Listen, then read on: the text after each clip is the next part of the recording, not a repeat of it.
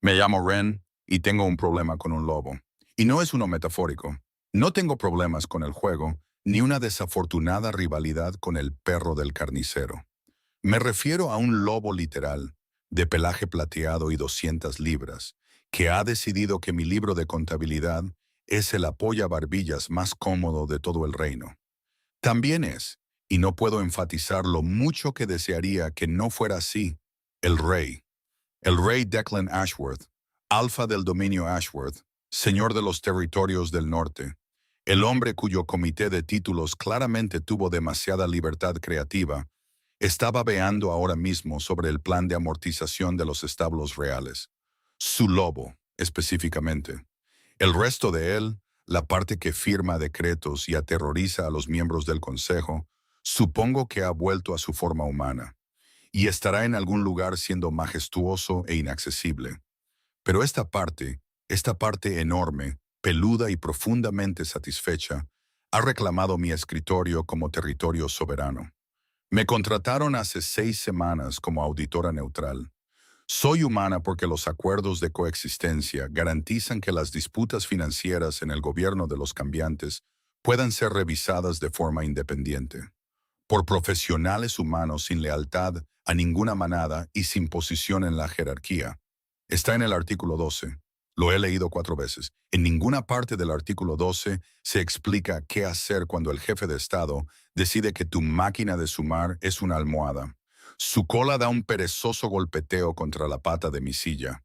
Le doy un empujoncito en la nariz con la punta de mi pluma.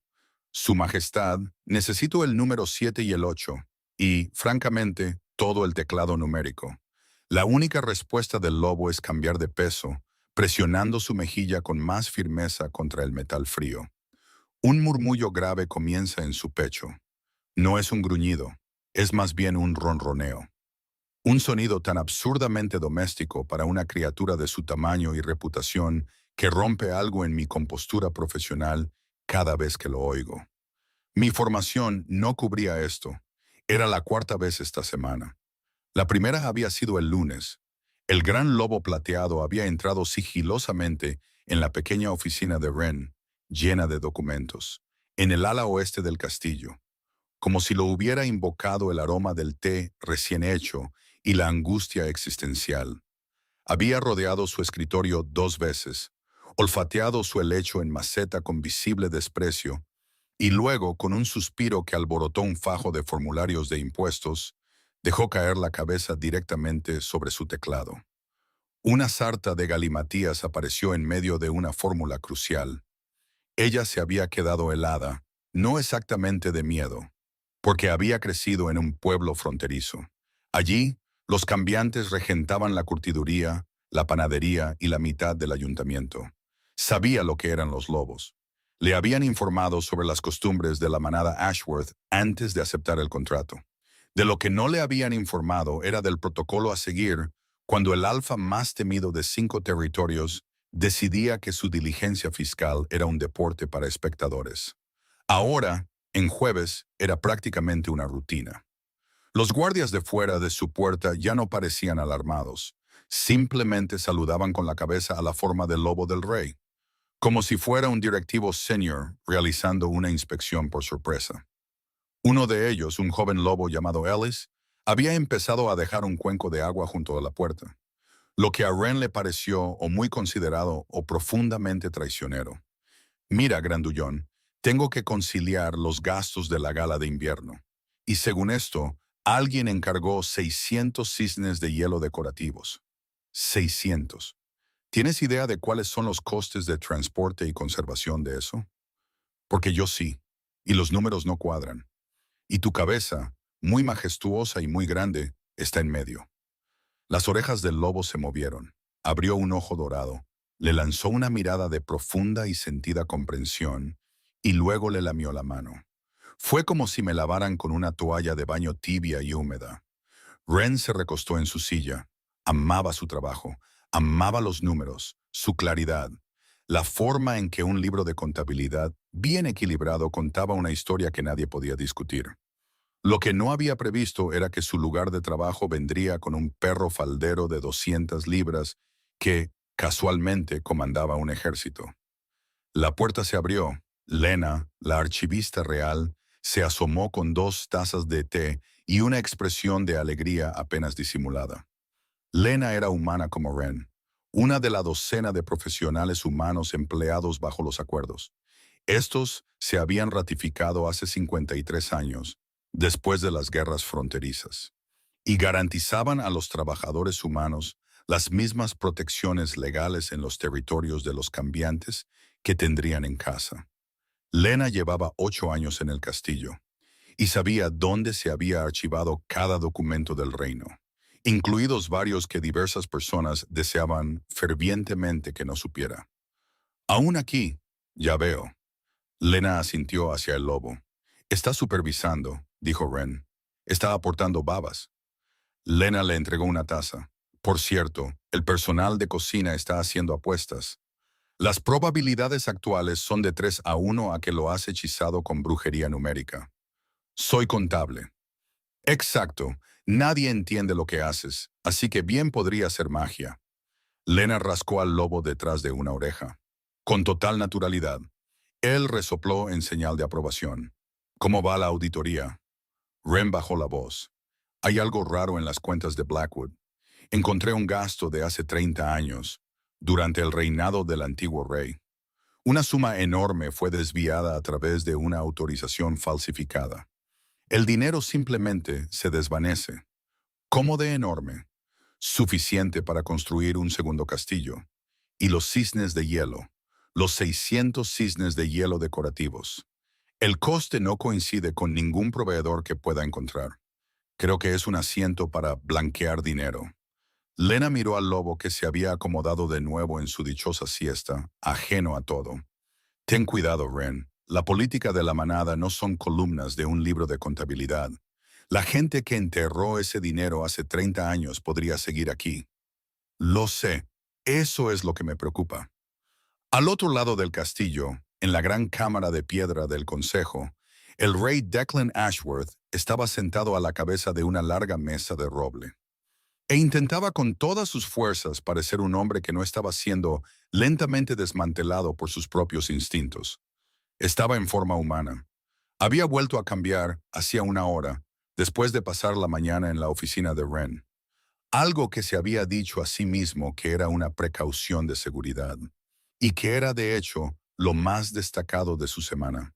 Su lobo se había instalado en el espacio de ella como si le perteneciera, y el calor de su proximidad, el aroma limpio y preciso a tinta y pergamino, y algo más que era simplemente ella, había sido tan profundamente satisfactorio que volver a cambiar para asistir a esta reunión del consejo le pareció un insulto personal. Su lobo, la capa animal de su mente, no se lo estaba tomando bien. Esa era la parte útil de su lobo, la parte que rastreaba amenazas, evaluaba el lenguaje corporal, catalogaba microexpresiones más rápido de lo que su cognición humana podía procesarlas. Su lobo era un analista táctico de una precisión extraordinaria. Una criatura que podía trazar las dinámicas de poder de una sala en segundos. Se daba cuenta de quién se inclinaba hacia adelante, quién se reclinaba, quién cogía su agua cuando Gerald hablaba. Clasificaba a los 7 ancianos por nivel de amenaza, de la misma manera que otros lobos clasifican a las presas por la distancia. Excepto que, cuando se trataba de la auditora, no era una cuestión de preparación operativa. Declan agarró el brazo de su silla. La madera tallada crujió. Su Majestad, dijo Joel Marsh, deteniéndose a mitad de la frase. Era un hombre delgado y preciso, de pelo plateado y con el aire de alguien que había sido paciente durante mucho tiempo. Había servido en el consejo durante 30 años, más tiempo del que Declan llevaba vivo. Había sido el consejero de mayor confianza del antiguo rey. 3 de los 7 ancianos sentados debían sus puestos a su tutela. Era el tipo de hombre que nunca levantaba la voz porque nunca lo necesitaba.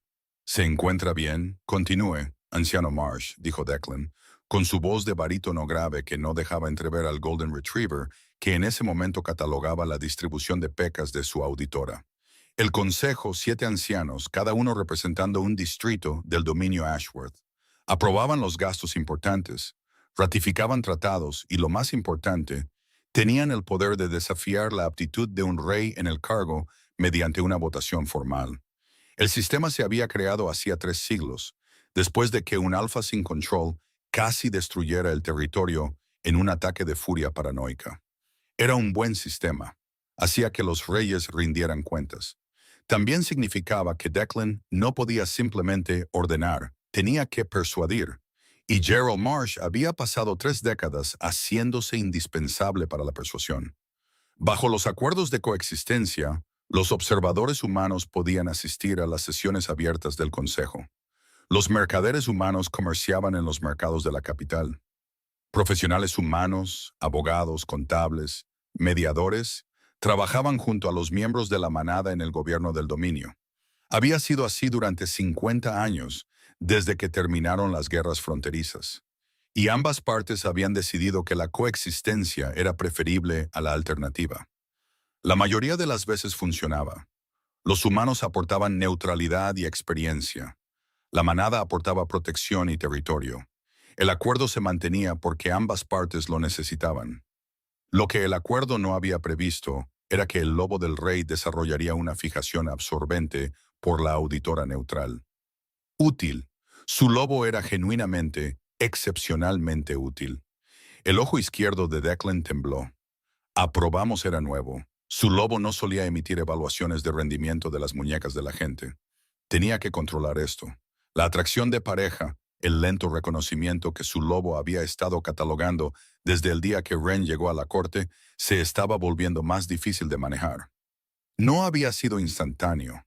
Su lobo no la había mirado una vez y la había declarado su pareja predestinada. Había sido gradual. Un aroma que notó, luego volvió a notar, y luego no pudo dejar de notar. Una irritación que no podía nombrar.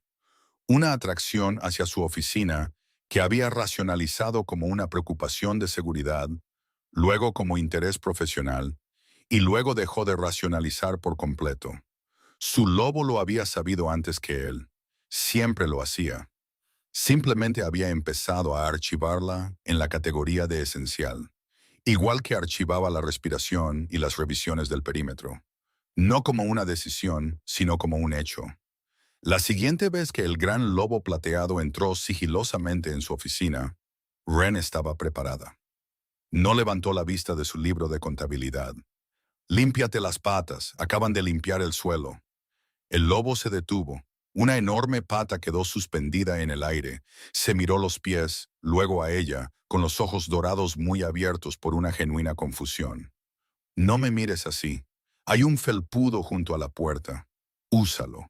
El lobo, el rey de los territorios del norte, comandante de la Guardia Ashworth, una criatura cuyo gruñido supuestamente podía sentirse a través de muros de piedra, salió de la oficina, arrastró las patas deliberadamente sobre el felpudo y volvió a entrar con una expresión de profunda virtud. Caminó hasta su escritorio y apoyó la cabeza no en su teclado, sino en el suelo junto a su silla, mirándola con la digna satisfacción de un lobo que había completado una tarea muy importante. El corazón de Ren hizo algo complicado y no deseado. Se agachó y, recordando una nota que había encontrado metida en un rollo de discrepancias financieras resaltadas, escrita con la letra afilada y elegante del rey, que decía simplemente: «Le gustan las caricias detrás de las orejas». Le rascó firmemente justo detrás de la oreja izquierda. El efecto fue instantáneo. Todo el cuerpo del lobo se quedó sin huesos. Sus ojos se pusieron en blanco. Un profundo ronroneo retumbante brotó de su pecho, vibrando a través de las suelas de sus zapatos. Una de sus patas traseras empezó a golpear incontrolablemente contra el archivador, creando un rítmico bang, bang, bang que hizo temblar los tinteros de su escritorio. Apartó la mano. El golpeteo se detuvo. El lobo parpadeó, con aspecto ligeramente aturdido, y luego le dio un empujoncito en la mano con la nariz. «Más, por favor». Ahora estaba entrenando al rey como a un perro. Esto era posiblemente un delito castigado con la decapitación. También era lo más divertido que le había pasado en la vida. «De acuerdo», reanudó las caricias con una mano mientras acercaba un libro de contabilidad con la otra. «Ya que estás aquí, Déjame explicarte lo que encontré. Alguien hace 30 años falsificó la autorización de tu padre para desviar una fortuna del tesoro. La firma es casi perfecta. El bucle de la G es una fracción demasiado cerrado. Es diminuto, pero está ahí. Las orejas del lobo giraron hacia ella, alerta a pesar de las caricias. El dinero pasó por una cuenta fantasma y desapareció, pero el dinero no desaparece. Va a alguna parte, y creo que los cisnes de hielo están conectados. Esa partida en el presupuesto de la gala es un asiento para blanquear dinero. El proveedor no existe. El lobo gimió suavemente. No entendía los números, no en esta forma, pero entendía su urgencia, el aroma de su concentración agudizándose, el cambio en su respiración. Presionó su hombro contra la pierna de ella, un peso cálido y sólido. La puerta se abrió. Un hombre alto y de hombros anchos, con ojos cansados, estaba en el umbral. Jaime Hall, el beta del rey, observó la escena. Ren inclinada sobre su escritorio, con una mano enterrada en el pelaje del rey, y se pellizcó el puente de la nariz con la fuerza suficiente para dejar marcas. Ren, una palabra. Ella le dio una palmadita en la cabeza al lobo. Vuelvo enseguida. No apruebes ningún gasto mientras no estoy. El lobo resopló. Sonó como un acuerdo. En el pasillo Jaime habló rápido. Necesito que entiendas lo que está pasando. El lobo, ese lobo, te ha identificado como su pareja. ¿Sabes lo que eso significa? Sé lo que significa, dijo Ren con calma. Había crecido rodeada de cambiantes. Sabía sobre los vínculos de pareja, la lenta atracción, el reconocimiento, la eventual marca. Simplemente nunca esperó estar en el lado receptor. También sé que no lo pedí. Nadie lo pide, dijo Jaime. Simplemente es. Y ahora mismo es una crisis política porque Marsh, la hija de Gerald Marsh, ha sido posicionada como la reina esperada durante los últimos 10 años. Su padre es el anciano más poderoso del consejo. Si se corre la voz de que el lobo del rey se ha vinculado a la auditora humana en lugar de a la hija del anciano, se interrumpió pasándose una mano por la cara. Solo sé discreta, por favor. Ren volvió a su oficina. El lobo estaba exactamente donde lo había dejado, observando la puerta con atentos ojos dorados. Le dio un codazo en la mano en el momento en que se sentó, como para comprobar que era real. Ella le rascó detrás de la oreja, y su cola golpeó el suelo, y pensó, estoy en un lío muy gordo. El lío llegó esa tarde en la forma de Vanessa Marsh.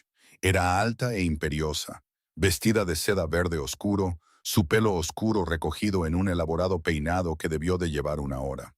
Sus ojos recorrieron la habitación, la oficina abarrotada, los libros de contabilidad apilados, la mujer humana, con la precisión de alguien que cataloga cosas por debajo de su nivel.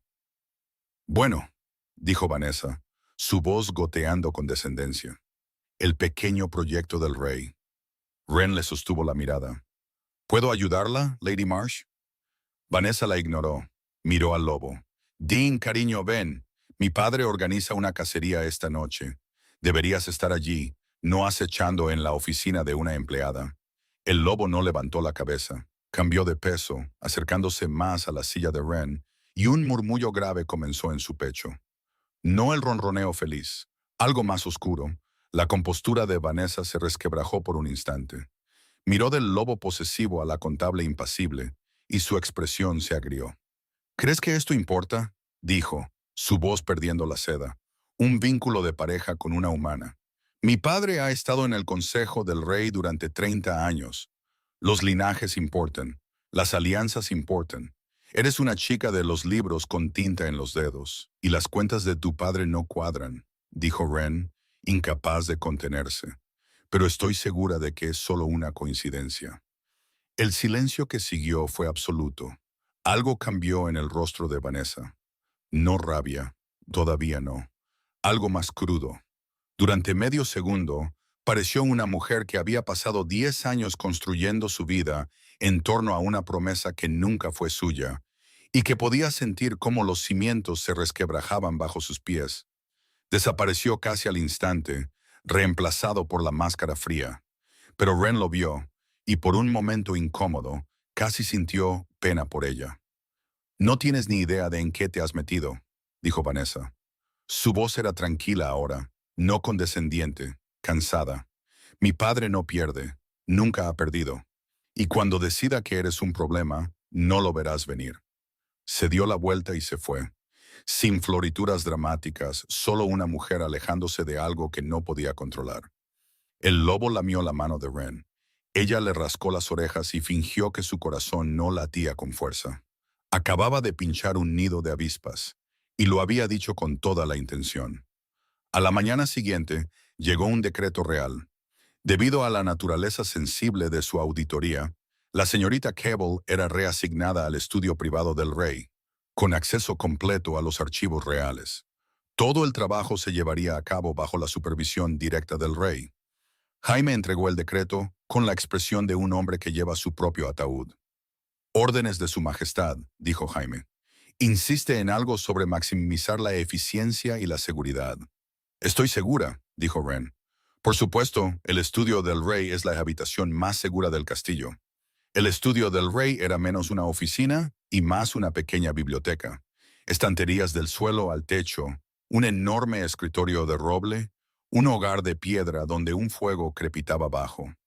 El rey Declan estaba de pie junto a la ventana, de espaldas a ella. Era alto y ancho, vestido con una túnica oscura que no ocultaba la tensión contenida en su cuerpo. Su pelo oscuro estaba echado hacia atrás de un rostro que parecía tallado para la severidad. Señorita Cable, dijo sin volverse. ¿Tiene sus instrucciones? Sí, Su Majestad. Se giró, los ojos dorados, el mismo oro que los de su lobo, fijos en ella con una intensidad que hizo que el aire de la habitación se sintiera más fino. Se había preparado una mesa frente a su escritorio. Ella colocó sus libros de contabilidad sobre ella. Trabajaron durante 3 horas. Los únicos sonidos eran el rasguño de la pluma de Ren, el susurro de los papeles de Declan y el crepitar del fuego. Fue sorprendentemente pacífico. El estudio olía a cuero viejo y humo de leña y algo más. El particular calor limpio de él, que ella se estaba volviendo peligrosamente buena en identificar. En un momento dado, lo sorprendió observándola, no mirándola fijamente, observándola. De la manera en que se observa algo que se intenta comprender. Cuando sus miradas se encontraron, él apartó la vista de inmediato, como si lo hubieran pillado robando, y pasó una página de su tratado con un enfoque tan deliberado que ella estaba segura de que no estaba leyendo ni una sola palabra. Más tarde, ella se levantó para estirarse, arqueando la espalda, girando los hombros. Al otro lado de la habitación, a Declan se le cayó la pluma.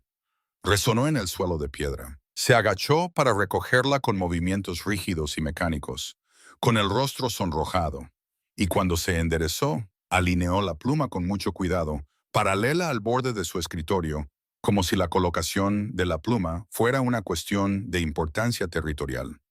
Aún más tarde, apareció junto a su mesa, sosteniendo 2 tazas de té. Ha estado trabajando durante horas. Un descanso es aconsejable. Gracias, Su Majestad. Sus dedos se rozaron cuando ella tomó la taza. Una sacudida. Un calor, no electricidad, algo más lento y deliberado, le recorrió el brazo.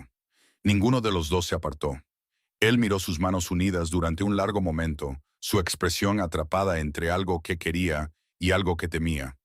Y ella se dio cuenta, con una claridad que la sorprendió, de que esto, el té, la mesa, la cuidadosa disposición de su espacio de trabajo, era su versión del lobo tumbado en su escritorio. Una forma diferente del mismo impulso, estar cerca de ella, asegurarse de que esté cómoda, quedarse. Él se aclaró la garganta, dejó el té y regresó a su escritorio con los movimientos cuidadosos de un hombre que se aleja del borde de un acantilado. El té estaba perfectamente preparado. Manzanilla, un poco de miel, sin leche. Ella había mencionado su preferencia una vez de pasada a Lena en el pasillo hacía 3 semanas. Él lo había oído por casualidad o su lobo había catalogado el aroma. No sabía qué posibilidad la inquietaba más. Le llevó las pruebas del fraude a su escritorio 1 hora más tarde. Expuso los registros de envío, la firma falsificada, la cuenta fantasma, la anomalía de los cisnes de hielo. La suavidad de Declan desapareció, reemplazada por una concentración tan afilada y fría como una cuchilla. Trazó la firma falsificada con el dedo. El jefe del consejo de mi padre, dijo en voz baja. Gerald Marsh, eso creo. Y creo que los gastos de los cisnes de hielo en el presupuesto de la gala están conectados. Son asientos para blanquear dinero. El dinero sigue moviéndose, lo que significa que tenemos que congelar cada cuenta que su oficina toca, hoy mismo. Declan levantó la vista. ¿Congelarlas? Protocolo forense estándar.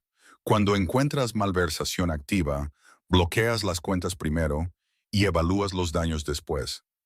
Cada hora que esos canales permanecen abiertos, más pruebas desaparecen y más dinero se mueve. He hecho esto antes. Congelas. Incautas los registros. Detienes todos los gastos pendientes de revisión. Luego construyes el caso desde una posición de control. Lo dijo de la misma manera que decía todo sobre su trabajo, con la calma y absoluta confianza de alguien que sabía exactamente de lo que estaba hablando. Porque lo sabía. No puedes. Las dos palabras fueron secas y la detuvieron en seco. La oficina de Gerald administra el 40% del presupuesto operativo del reino, dijo Declan. Se levantó y sacó un mapa del estante detrás de su escritorio. No el mapa político, el mapa de suministros. El que estaba marcado con rutas de grano y circuitos de patrulla y las delgadas líneas rojas del fondo de reconstrucción que fluían hacia el sur a los territorios que aún se recuperaban de las guerras fronterizas. Estos son los salarios de la patrulla fronteriza, pagados a través del fondo discrecional de Gerald, porque mi padre le dio autoridad sobre los gastos de defensa hace 30 años y nadie se la quitó. Estos son los envíos de grano a las aldeas de la montaña, 6 asentamientos que no pueden cultivar su propia comida en invierno, autorizados a través de la oficina de Gerald. Y esta es la asignación de reconstrucción para los territorios del sur. 40 familias viven en refugios temporales ahora mismo, esperando el próximo desembolso. Dejó el mapa. Congelas las cuentas de Gerald hoy y para la próxima semana, las patrullas fronterizas no reciben su paga. Los envíos de grano se detienen. El fondo de reconstrucción se apaga. Gente real, Ren, no asientos contables. Gente que come porque ese dinero se mueve a tiempo. Ren miró el mapa. Podía ver los números detrás de él, el flujo de fondos, las dependencias, los puntos únicos de fallo. Gerald no solo había estado robando, se había hecho indispensable. Cada función legítima del tesoro fluía a través de su oficina porque había pasado 30 años asegurándose de que así fuera. Eso no es un accidente, dijo ella. Hizo esto deliberadamente. Se incrustó tan profundamente que eliminarlo colapsa el sistema. Es el truco más antiguo en el fraude forense. Hazte esencial para que nadie pueda permitirse eliminarte. Sé lo que es, dijo Declan. Eso no cambia el hecho de que si congelas esas cuentas mañana, las aldeas de la montaña no reciben su grano. Y si no las congelo mañana, él mueve otros 100,000 coronas a donde sea que las esté escondiendo. Y perdemos el rastro de pruebas que he pasado 6 semanas construyendo. Su voz era aguda ahora, no de ira, sino de la precisa frustración de una experta viendo a alguien ignorar su experiencia. Cada día que esos canales permanecen abiertos es un día que él usa para cubrir sus huellas. Eso no es una suposición. Así es como funciona el fraude. He visto este patrón exacto destruir casos. Les das tiempo y queman todo. Entonces no le daremos tiempo, pero tampoco mataremos de hambre a la gente. No puedes tener ambas cosas. Entonces construiremos ambas. El silencio que siguió fue diferente a cualquier silencio que hubieran compartido. No la cálida quietud de trabajar uno al lado del otro. No la quietud cargada de casi tocarse las manos sobre el té. Eran dos personas que tenían razón, mirándose a través de un abismo que ninguna de sus experticias podía salvar por sí sola. Ren rompió primero, no se derrumbó, se abrió. Y si desviamos los pagos legítimos primero, mapeo cada gasto real que fluye a través de los canales de Gerald, las patrullas, el grano, el fondo de reconstrucción. Tú estableces rutas de pago paralelas a través de la oficina de Jaime. Nuevas autorizaciones, nuevos signatarios. Una vez que el dinero esencial fluya por canales limpios, congelamos las cuentas de Gerald y no le quedará nada detrás de lo que esconderse. Declan guardó silencio por un largo momento. ¿Cuánto tiempo para mapear los pagos? 2 días, quizás 3. Necesitaría a Lena en los archivos para cruzar las referencias de los calendarios de desembolso. 3 días le dan tiempo a Gerald para darse cuenta. 3 días le dan tiempo a Gerald para darse cuenta. Ren estuvo de acuerdo, pero no le da tiempo para reconstruir 30 años de infraestructura. Y una vez que esos canales paralelos estén activos, puedes congelarlos sin que una sola persona se pierda una comida. Declan dijo, apretando la mandíbula. 3 días, no 4. Y trabajas desde esta oficina, donde puedo ver quién entra y sale. De acuerdo, dijo Ren. Pero Declan, si él se mueve primero, si se entera de los canales paralelos, congelo todo inmediatamente, sin negociación. Si él se mueve primero, dijo Declan, no te detendré. Fue un compromiso. También fue la primera vez que lo llamó por su nombre. Ninguno de los dos lo mencionó. Ambos se dieron cuenta. Ella volvió a su mesa. Él volvió a su escritorio. Trabajaron en silencio, pero ahora era un silencio diferente. No el calor fácil de antes, ni la fría distancia del desacuerdo. Algo más duro y más honesto. El silencio de dos personas que se habían visto claramente, que habían disentido desde una convicción genuina y que habían elegido construir algo juntas. De todos modos, Gerald Marsh atacó al tercer día. Los canales paralelos estaban casi listos. Ren había mapeado cada pago legítimo. La oficina de Jaime estaba lista para hacerse cargo de los desembolsos, y ella estaba a horas de darle a Declan el visto bueno para congelar. Pero Gerald no había sobrevivido 30 años por ser lento. Se había dado cuenta de los nuevos formularios de autorización que pasaban por la oficina de Jaime, y entendió exactamente lo que significaban. Presentó libros de contabilidad falsificados al consejo que mostraban una serie de pagos del Tesoro Real a una cuenta privada. Una cuenta en nombre de Ren Cabal. La evidencia era meticulosa. El rastro de papel inmaculado. Pidió su arresto inmediato bajo sospecha de malversación y alta traición. Declan se sentó a la cabeza de la mesa del consejo y sintió a su lobo arañando el interior de su mente. Lo sabía. Sabía con cada parte de sí mismo, humana y lobo, que la acusación era una mentira. Pero no podía decir eso. No aquí. No frente a un consejo donde Gerald tenía 3 votos y la cláusula de desafío estaba a una sola acusación de distancia. Hizo lo más difícil que había hecho en su vida. Interpretó el papel. La señorita Cabal será confinada en los aposentos de invitados de la Torre Este, dijo, su voz peligrosamente nivelada. Es una persona de interés. Será tratada con la cortesía debida a una profesional de los acuerdos hasta que este asunto se resuelva. Nadie la interrogará sin mi autorización. La cláusula de cortesía lo era todo. Significaba guardias, no cadenas. Una habitación cómoda, no una celda. Era la máxima protección absoluta que podía proporcionar sin delatarse. Ren fue llevada ante el consejo. Se mantuvo erguida y quieta y lo miró. Vio la pregunta en sus ojos y no pudo responderla. Miró a un punto justo más allá de su hombro y mantuvo su rostro como una máscara de piedra. La escoltaron fuera, la vio irse y no respiró hasta que las puertas se cerraron. Los guardias asignados a los aposentos de Ren en la Torre Este fueron, sin excepción, exquisitamente educados. El primero le ofreció una selección para la cena, faisán, asado o cordero con una carta de vinos. El segundo se disculpó por la corriente de aire de la ventana y se ofreció a que el vidriero viniera por la mañana. El tercero, el joven Ellis, le trajo una manta, una almohada de lana que recordaba de una conversación que ella había tenido con Lena semanas atrás en el pasillo, y una pequeña tetera de manzanilla con una nota que decía, de la cocina, esperamos que esto sea satisfactorio. Estoy confinada por traición, dijo Ren. Sí, señora, dijo Ellis. Cambió de peso, incómodo. Pero el rey fue muy específico sobre los arreglos. Dijo, y cito textualmente, Será tratada con la total cortesía de los acuerdos, y si un solo aspecto de su alojamiento es insatisfactorio, la parte responsable me responderá personalmente. Dijo personalmente 2 veces, señora. Ya veo. Además, añadió Ellis, envió el jabón bueno, no el jabón de invitados, el jabón bueno de sus propias reservas. Wren miró la pastilla de jabón que Ellis le tendía. Olía a cedro y a algo cálido y verde. Olía como el estudio de Declan. Gracias, Ellis. Sí, señora. ¿Le gustaría algo más? ¿Un libro? ¿Una vela? Puedo preguntar por un gato si eso ayudaría. Algunos miembros del personal encuentran a los gatos reconfortantes durante periodos de incertidumbre política. Wren lo miró fijamente.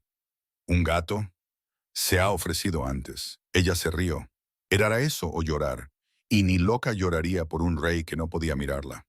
Un rey que aparentemente no podía mirarla, pero que podía enviarle su jabón personal, una carta de vinos y una almohada de lana. El rasguño en la ventana llegó justo después de la medianoche.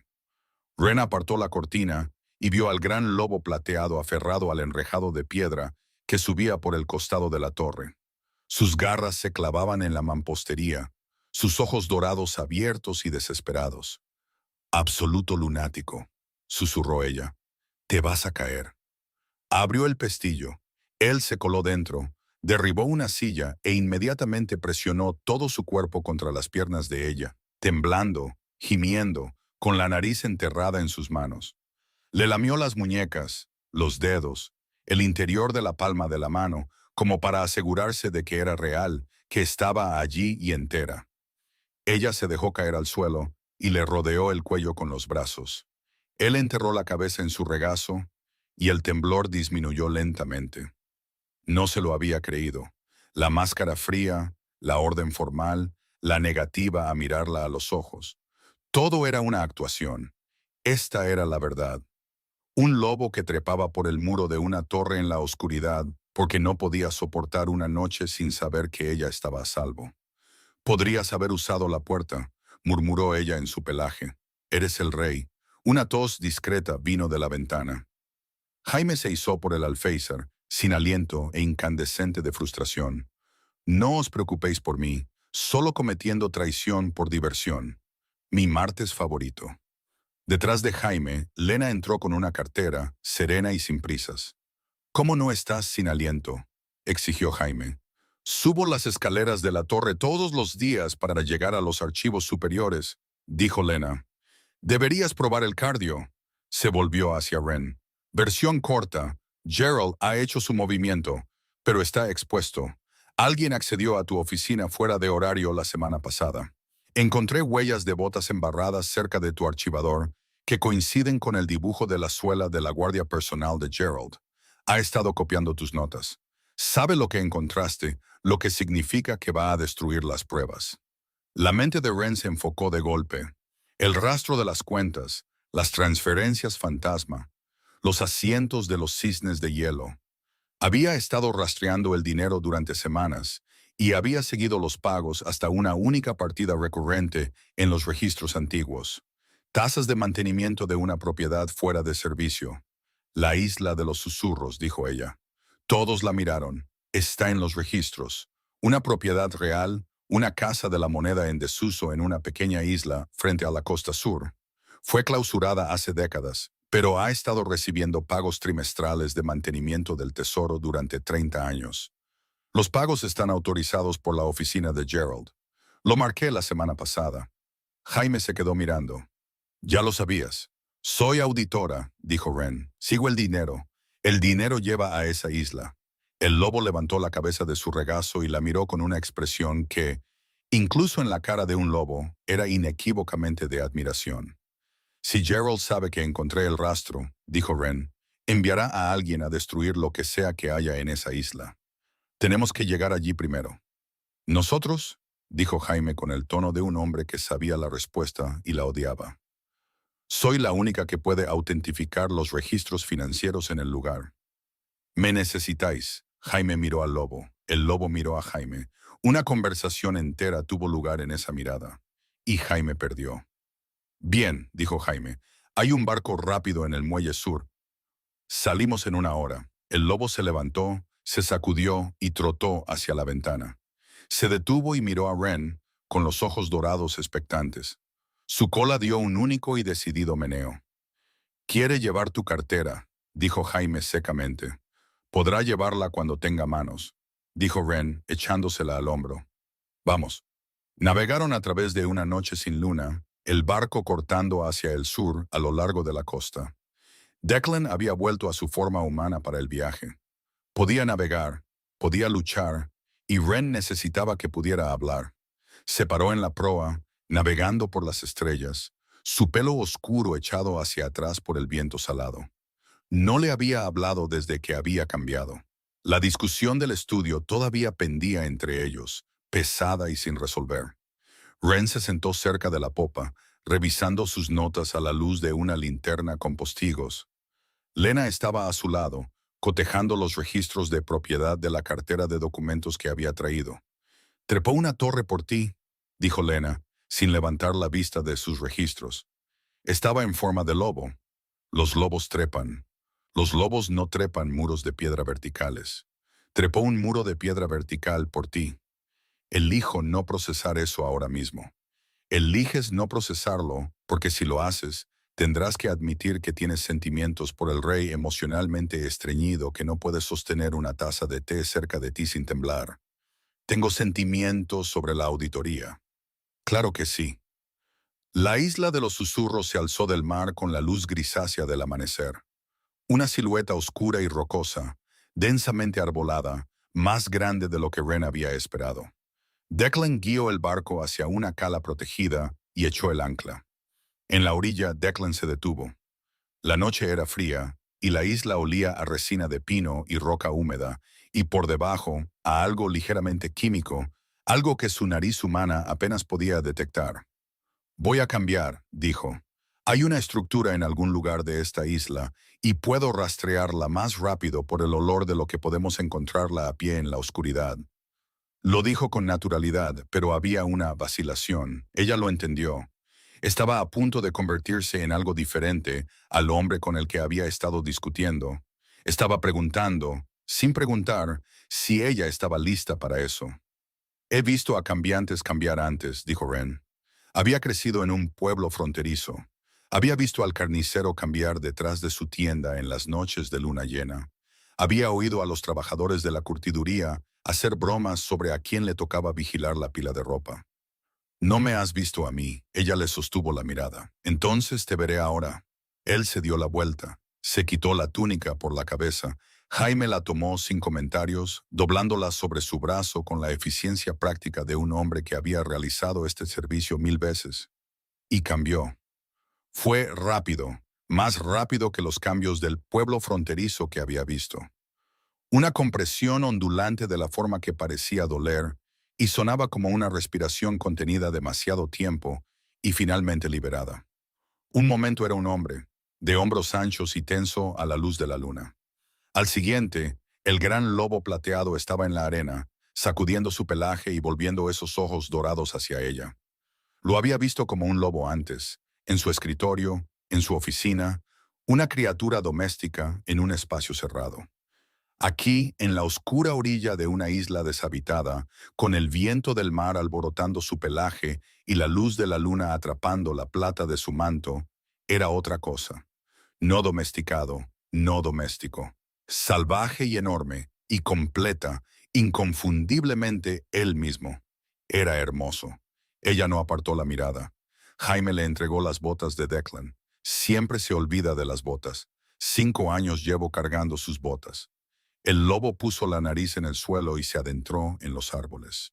Sin pensar, sin deliberar, siguiendo un rastro de olor, algo acre y metálico que lo atraía hacia adelante a través de la maleza como un hilo que se recoge.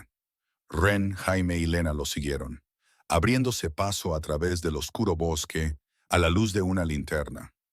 El lobo se movía con una certeza animal que no tenía nada que ver con el razonamiento humano. Se detenía en las bifurcaciones del camino, olfateando, y luego elegía sin dudar. 2 veces volvió en círculo hacia Ren y presionó su hombro contra la pierna de ella. No era comunicación, solo proximidad, el instinto de mantenerla a su alcance antes de volver al rastro. En una grieta en la pared de roca, se detuvo, arañó el suelo cerca de una pesada piedra que parecía natural, pero no lo era. Sus garras rasparon la base con una insistencia que decía, «Esto, esto, esto». Jaime se arrodilló, palpó los bordes y encontró una palanca oculta en la roca. Tiró de ella. La piedra se abrió hacia adentro. El olor que salió era a metal rancio y algo químico, lo suficientemente agudo como para picar. Jaime encendió una linterna y entraron. No era una casa de la moneda, era una operación de falsificación. Hornos de fundición, moldes de fundición, placas de grabado. Y en el centro de la habitación, apilados en paletas de madera, había cientos de lingotes de oro estampados con el sello de un gremio de mercaderes extranjero. Riqueza limpia e irrastreable. 30 años, susurró Wren. Ya estaba en la mesa más cercana, abriendo libros de contabilidad, escaneando entradas. Ha estado dirigiendo esto durante 30 años. Fondos del tesoro robados entran. Oro blanqueado sale. Los cisnes de hielo, los pagos de mantenimiento, todo ello desemboca aquí. Sacó su propio libro de contabilidad en blanco y empezó a copiar. Fechas, cantidades, códigos de autorización. Su pluma se movía rápido, su mano firme. Esto era lo que hacía. En esto era buena.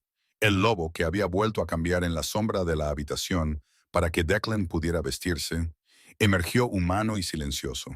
Se paró junto a Wren, observándola trabajar, con el rostro ilegible. «Tenías razón», dijo en voz baja. «Dijiste que construyera el caso. Este es el caso».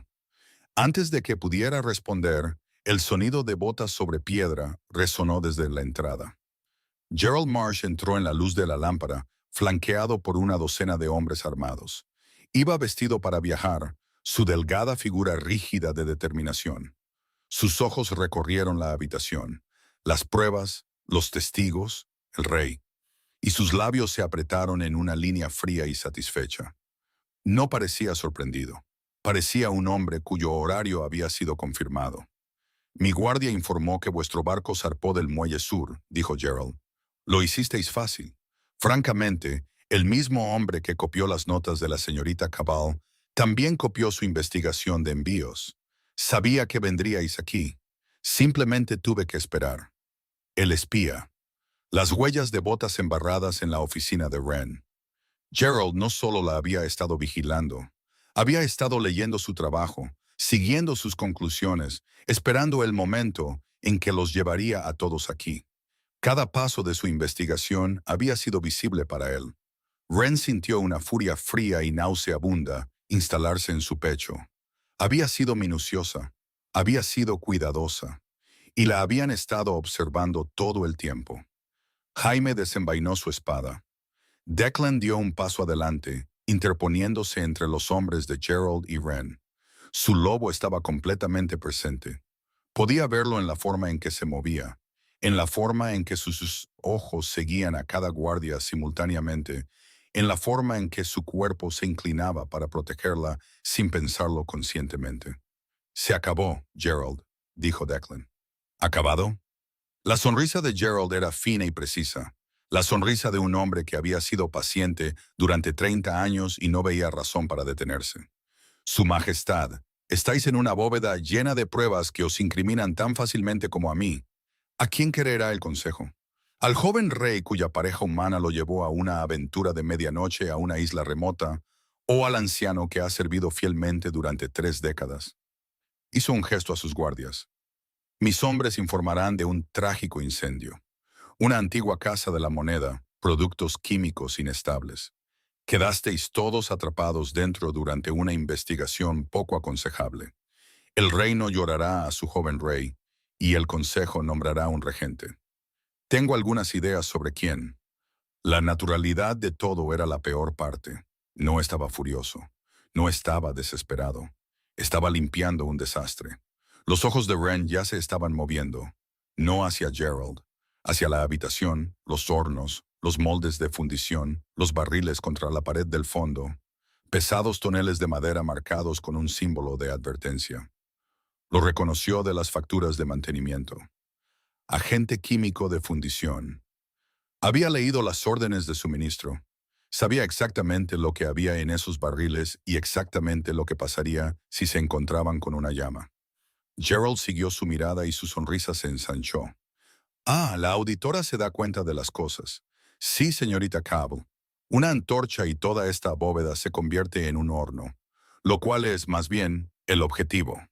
Los guardias avanzaron. 12 espadas, 4 personas y ninguna salida por la entrada. Wren tomó una decisión. Cerró su libro de contabilidad copiado, lo metió en su cartera junto con uno de los lingotes de oro estampados, porque era contable, y los contables guardan recibos incluso cuando el edificio está a punto de explotar. Y se encontró con los ojos de Declan.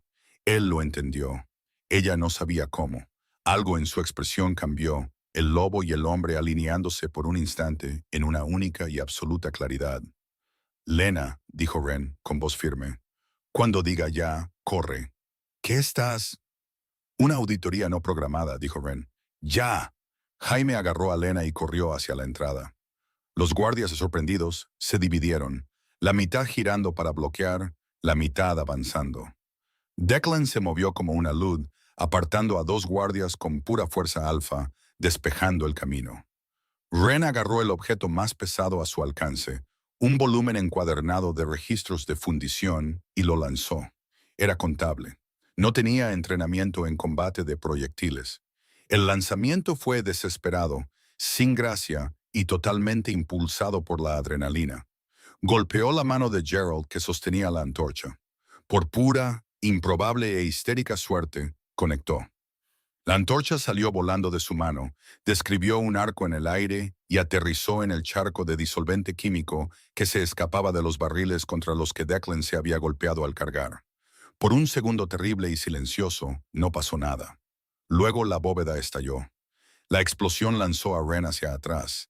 Declan la atrapó, con los brazos alrededor de ella, su cuerpo entre ella y el fuego, moviéndolos a ambos a través de la entrada y hacia el aire de la noche. Jaime los sacó de allí. La bóveda rugió detrás de ellos. Una columna de llama blanca y caliente saliendo de la boca de la cueva. Yacían en el suelo húmedo, jadeando, cubiertos de hollín, el calor presionando contra sus espaldas como un ser vivo. «Vosotros dos», dijo Jaime, su voz una mezcla de horror y asombro, «sois una amenaza pública». Lena se reía salvaje, sin aliento, el tipo de risa que viene después de que el terror ha pasado y el cuerpo no sabe qué más hacer. Wren apretó su cartera contra su pecho. Dentro, un libro de contabilidad copiado, un lingote de oro estampado. Suficiente. Gerald Marsh y sus hombres no habían salido. Navegaron de vuelta en silencio, llegando a la capital al amanecer. Declan no había hablado. Se había sentado en la proa, mirando al frente, su rostro encerrado en la expresión de un hombre que elabora un plan. En el estudio del rey se vistió de negro formal y se volvió hacia Wren. «Necesito el libro de contabilidad y el lingote de oro», dijo. Ella se los entregó. Sus dedos se tocaron. Los sostuvo por un segundo más de lo necesario, luego se apartó. «Espera aquí», dijo. Convocó a Harlan, el segundo anciano de mayor rango y el aliado más cercano de Gerald en el consejo. Harlan llegó con aire arrogante. Aún no sabía lo de la isla. Wren observó desde el umbral mientras Declan lo desmantelaba. Fue quirúrgico. Declan se paró junto a la chimenea, su postura engañosamente relajada, la de un hombre que no tiene nada que demostrar, que era el tipo más peligroso. Puso el libro de contabilidad copiado sobre la mesa, abierto en la página que Wren había marcado. Su caligrafía, los códigos de autorización de Gerald, 30 años de fondos desviados en meticuloso detalle. Colocó el lingote de oro al lado, con sello extranjero, el sello del gremio de mercaderes captando la luz del fuego, directo de la bóveda de la isla. «Vuestro socio», dijo Declan conversacionalmente, mantuvo una operación de falsificación en la isla de los susurros durante 3 décadas. Desvió fondos del Tesoro Real a través de autorizaciones falsificadas, los blanqueó a través de gastos fraudulentos. siendo los cisnes de hielo decorativos uno de sus favoritos, y almacenó las ganancias en lingotes estampados en una isla remota. Mi auditora ha documentado la cadena financiera completa. Dejó que eso calara. Gerald también guardaba registros, añadió Declan. No especificó que los registros se habían quemado. No lo necesitaba. Minuciosos. Era, como sabéis, un hombre muy meticuloso. El rostro de Harlan estaba gris. Miró el libro de contabilidad, el lingote de oro, la expresión tranquila e implacable del rey. ¿Qué quieres? Irás ante el consejo, dijo Declan. Retirarás la petición de la cláusula de desafío. Confirmarás que las acusaciones contra la señorita Cabal fueron fabricadas por el anciano Marsh como parte de un plan de malversación de décadas. Votarás para despojar a Gerald de su escaño póstumamente y redistribuir sus posesiones a la corona. Y lo harás hoy. ¿Y si me niego? Entonces cada registro que mi auditora copió se hará público. Todos ellos, dijo Declan, y el Consejo y los observadores humanos, con acceso garantizado bajo el artículo 9 de los acuerdos de coexistencia, aprenderán exactamente cuánta de vuestra influencia fue comprada con dinero robado. Harlan se rindió. Envejeció 10 años en el espacio de una sola exhalación. Parecía un hombre que acababa de darse cuenta de que el suelo sobre el que había estado de pie estaba hecho de papel y que la mujer en el umbral había estado catalogando la composición del papel durante 6 semanas. La sesión del consejo fue un anticlímax. Harlan hizo exactamente lo que se le instruyó. El desafío fue retirado. Las acusaciones contra Wren fueron desestimadas. El escaño de Gerald Marsh fue despojado, sus activos congelados, su legado reducido a una nota al pie de página de advertencia. Y entonces Wren se levantó. «Si me permitís dirigirme al consejo», dijo, «hay un asunto adicional». Declan la miró. Ella no le había avisado. El presupuesto de la gala de invierno incluye una partida para 600 cisnes de hielo decorativos, dijo Wren. Marqué esto en mi primera semana como una anomalía de costes. El proveedor listado no existe. Los fondos fueron desviados a través de las mismas cuentas fantasma que el anciano Marsh usó para su operación principal de malversación. Dejó la documentación sobre la mesa. El consejo se quedó mirando. 600 cisnes de hielo, dijo, que nunca fueron pedidos, nunca tallados y nunca entregados. El dinero fue directamente a la isla de los susurros. Una larga pausa. Lo sabía, dijo Wren, y por primera vez se permitió sonreír. Sabía que 600 cisnes de hielo era sospechoso. Jaime, de pie contra la pared, se cubrió la cara con la mano, pero sus hombros temblaban. La cámara del consejo se vació.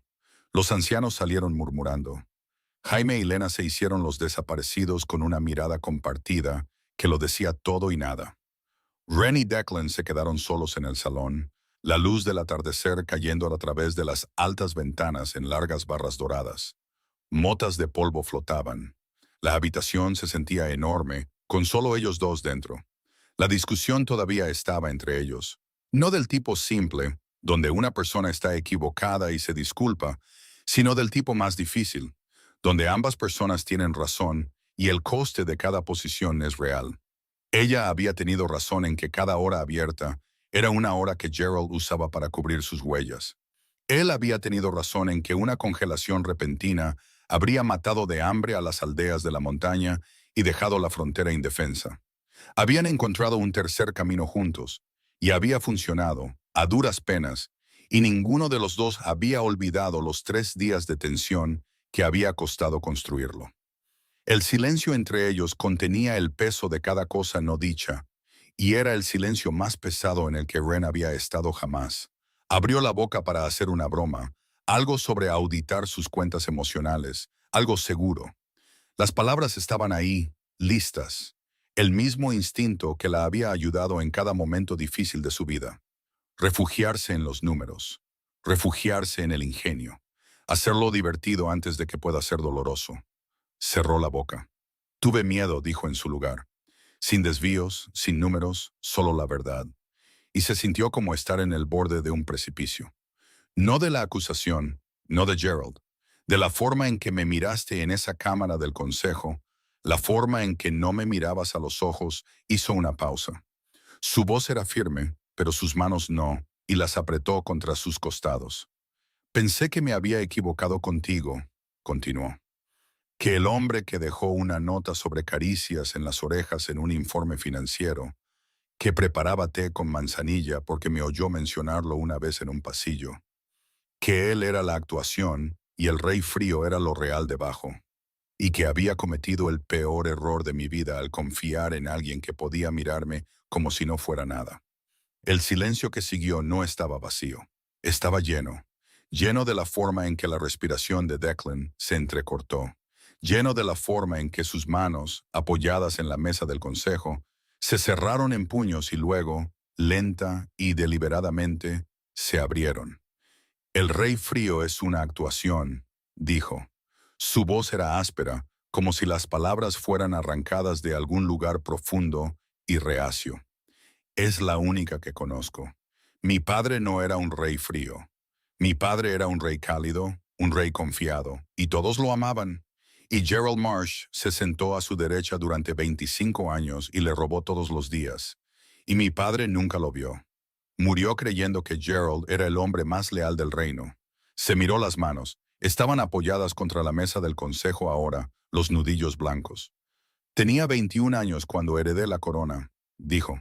Encontré las discrepancias en el primer año, números que no cuadraban del todo, gastos que parecían demasiado grandes, transferencias que no podía rastrear.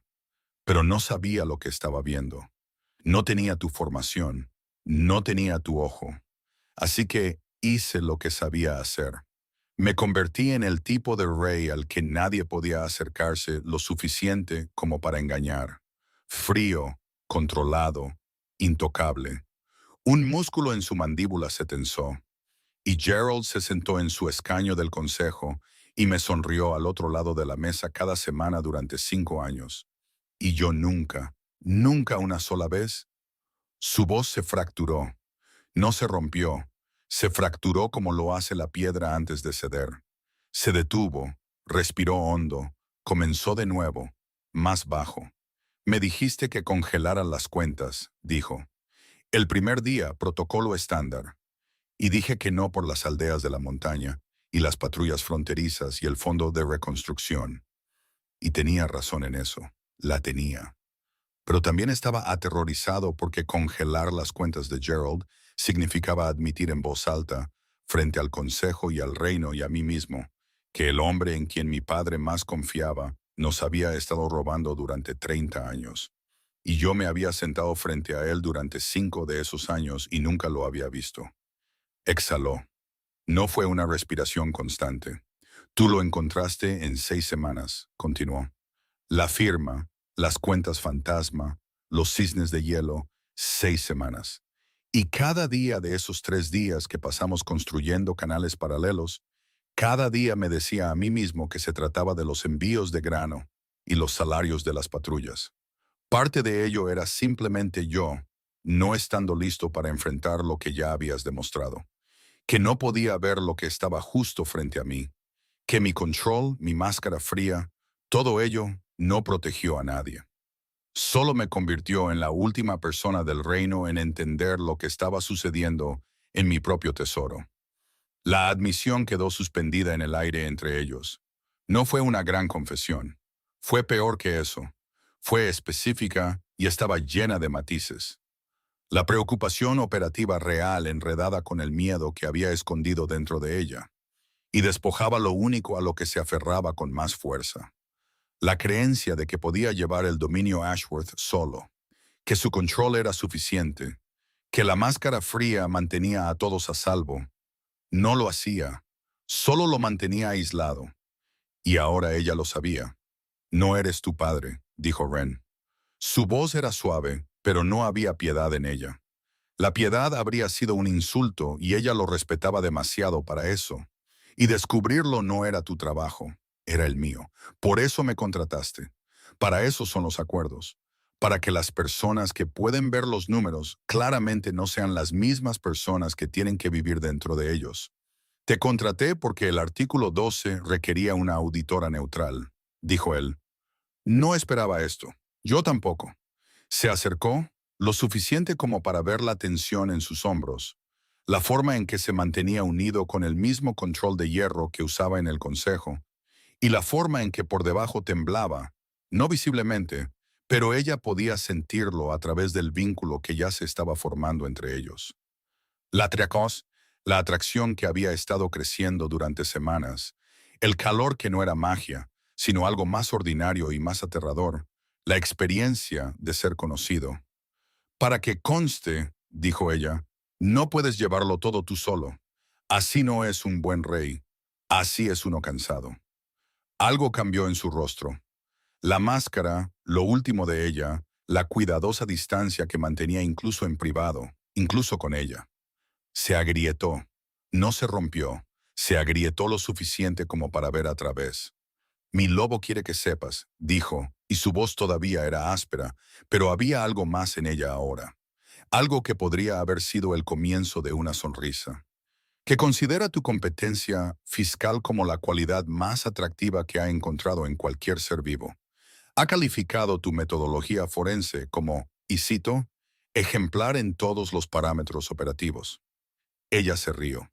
Salió húmeda, sorprendida y honesta, y rompió algo en la habitación, de la manera en que la risa lo hace después de un largo silencio, no para desviar la emoción, sino para hacerla sobrevivible. Dile a tu lobo, dijo ella, y su voz era inestable, pero sus ojos estaban claros, que no estoy haciendo esto por un vínculo de pareja. No estoy haciendo esto porque el destino lo diga, o porque tu consejo lo espere, o porque seas el rey. Estoy haciendo esto porque me dejaste una nota sobre caricias en las orejas en medio de un informe financiero, y trepaste una torre en la oscuridad, y preparas té con manzanilla porque me oíste mencionarlo una vez. Y eso es lo opuesto a un hombre que no puede ver lo que tiene delante. El té está adecuadamente preparado, dijo él, lo cual no era lo que quería decir, y ambos lo sabían. El té es objetivamente mediocre, dijo ella, pero lo preparas para mí todos los días, y esa es la parte que importa. Lo alcanzó, deliberada, consciente, una elección hecha con la misma claridad que aplicaba a un balance. No arrastrada, no predestinada, no inevitable, elegida. Lo besó primero, breve, cálido, una pregunta más que una afirmación. Él respondió acercándola más, una mano en su cintura, la otra enterrada en su cabello, y el beso se profundizó en algo que sabía a humo y sal, y a la particular dulzura de haber ganado algo difícil. Cuando se separaron, ella apoyó su frente en la de él. Su respiración era irregular. La de ella también. El vínculo no está completo, dijo ella. Conocía las costumbres. Había crecido rodeada de cambiantes. Un beso era un beso. Una marca era un compromiso permanente, físico, sentido. No, dijo él, no lo está. Quiero que lo esté. Él se apartó lo suficiente para mirarla. Sus ojos dorados, los mismos que la observaban desde el suelo de su oficina todos los jueves, buscaron los de ella. ¿Estás segura? Declan, dijo ella, acabo de hacer estallar una bóveda por ti. Le lancé un libro a la mano de un hombre con una antorcha. Guardé un recibo. Estoy segura. Él se rió, un sonido real y sin defensas.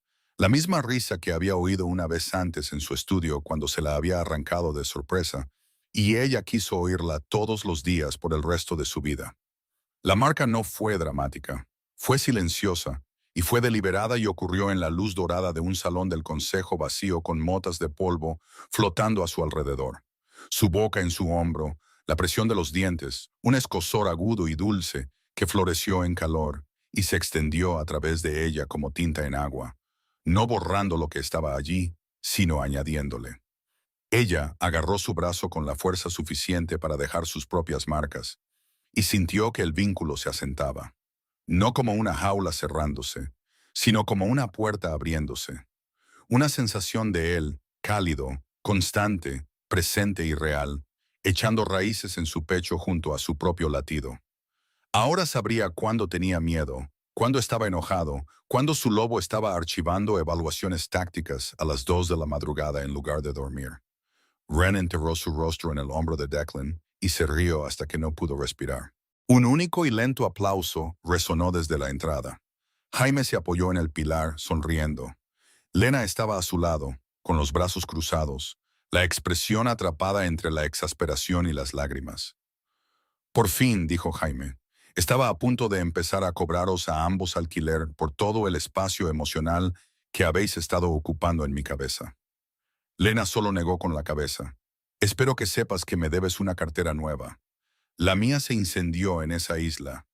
Lo pondré en el presupuesto, dijo Ren, todavía presionada contra el pecho de Declan, todavía sonriendo. Bajo gastos operativos varios. Bajo heroísmo, corrigió Lena. Bajo mala planificación, murmuró Jaime. El brazo de Declan se apretó alrededor de su cintura. No dijo nada. No lo necesitaba. El vínculo era un zumbido cálido y constante entre ellos, y por primera vez desde que había llegado a este castillo. El silencio se sintió como suficiente. 6 meses después, la oficina de Ren había cambiado. Era más grande, para empezar, adyacente al estudio del rey, conectada por una puerta privada que nunca se cerraba con llave. Su silla era más cómoda, un regalo de Declan, quien había insistido en que su postura era una cuestión de importancia nacional.